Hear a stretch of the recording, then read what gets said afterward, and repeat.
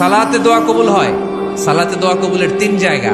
একটা হচ্ছে তাকবীরে তাহরিমার পরে আমরা সানা পড়ি না, আমরা তো একটা পড়ি।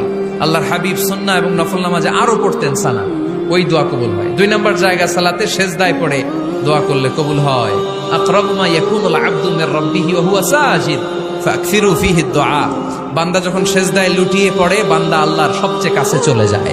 কিন্তু বিশ্বনবী বলে, সেজদাটা তোমার রবের কুদরতি পায়ের উপরে পড়েছে। সেজদায় পড়ে দোয়া করেন।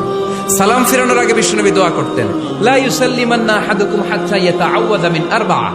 আল্লাহর হাবিব বললেন, চার জিনিস থেকে পানাহ না আছে আমার কোন উম্মত যেন সালাম না ফিরায়। তারা যেন পড়ে, আল্লাহুম্মা ইন্নী আউযু বিকা মিন আযাবিল কবর, আউযু বিকা মিন আযাবি জাহান্নাম, আউযু বিকা মিন ফিতনাতিল মাহইয়া ওয়াল মামাত, আউযু বিকা মিন ফিতনাতিল মাসিহিদ দাজ্জাল।